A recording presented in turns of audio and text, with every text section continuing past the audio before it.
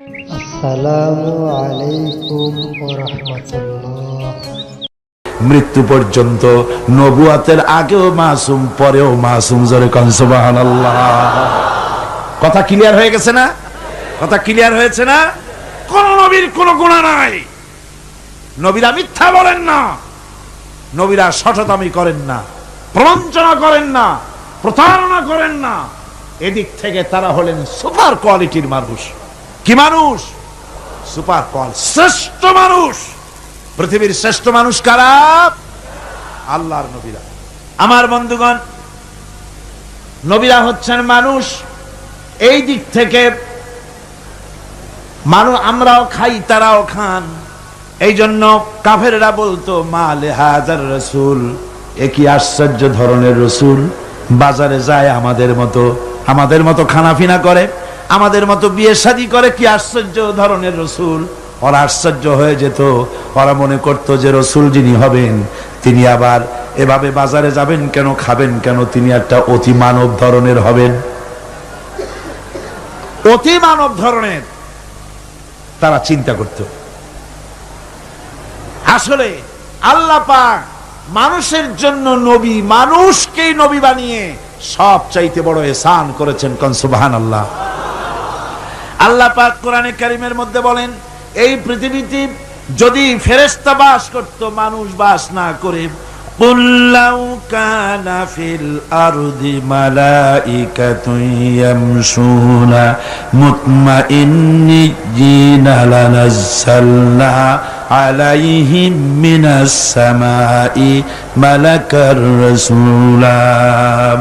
আল্লাহ রাব্বুল আলামিন বলেন, নবী বলেন, এই পৃথিবীতে যদি ফেরেশতা চলাফেরা করত, এই পৃথিবী যদি ফেরেশতার বসবাসের জায়গা হতো, তাহলে মানুষকে নবী না বানায়া আমি ফেরেশতাদেরকে নবী বানায়া দিতাম।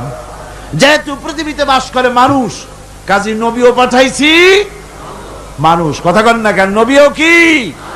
সমস্ত নবীরা হচ্ছেন মানুষ। ভাইরা আমার, একটা চিন্তা করেন, ফেরেশতা যদি আমাদের জন্য নবী হতো, আমাদের জন্য তাহলে ihsan হতো না, কল্যাণ হতো না। কারণ ফেরেশতারা পুরুষও নয়, নারীও নয়।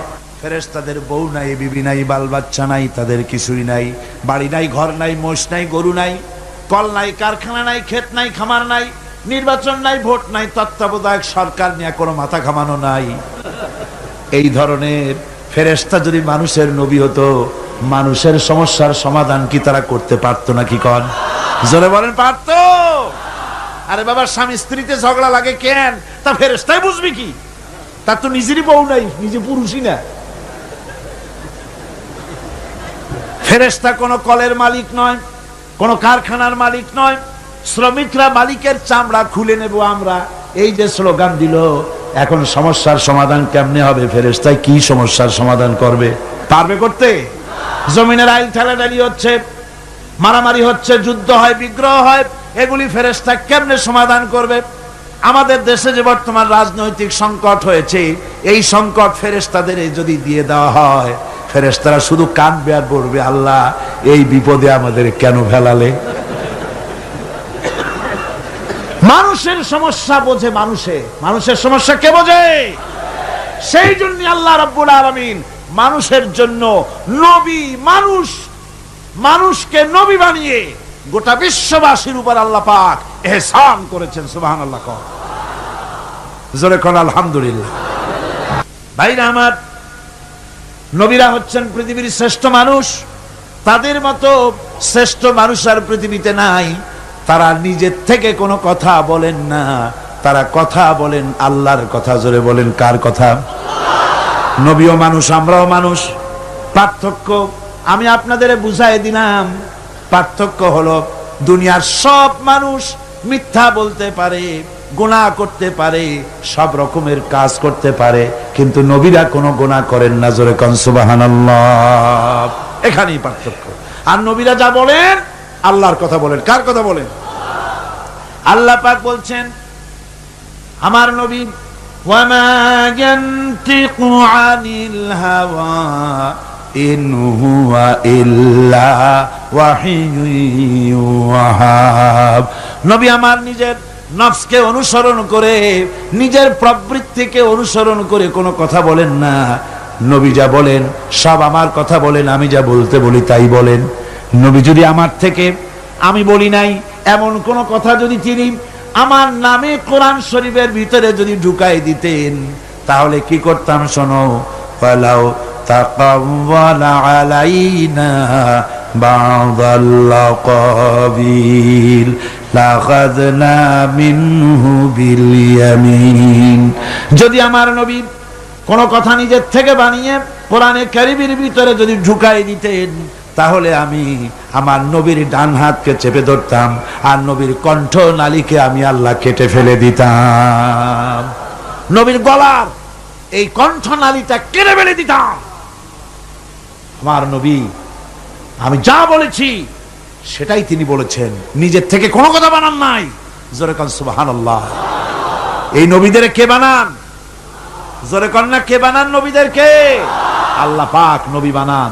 নবী ভোট দিয়া হয় না, নবী নির্বাচন করে হয় না, নবী ইলেকশন করে হয় না, নবী আল্লাহ বানান। আল্লাহ রাব্বুল আলামিন এই পৃথিবীর বুকে নবীদেরকে পাঠিয়েছেন কেন? আল্লাহ রাব্বুল আলামিন বলেন, ওয়া আলাল্লাহি কাসদুস সাবিলি ওয়া মিনহা জাইরুন ওয়ালাউ শাআ লাহাদাকুম আজমাইন। আল্লাহ পাক বলেন, সোজা রাস্তা বলে দেওয়ার দায়িত্ব আমি আল্লাহর। যেখানে রয়েছে অসংখ্য বাঁকা পথ, সেখানে সোজা রাস্তা বলে দেওয়ার দায়িত্ব আমার। এই পৃথিবীতে অসংখ্য বাঁকা পথ আছে, সোজা পথ বলে দেবে আল্লাহ বলেন, আমি সোজা পথ বলে দেব। সেই সোজা পথের নাম হলো ইসলাম। বলেন সোজা পথের নাম কি?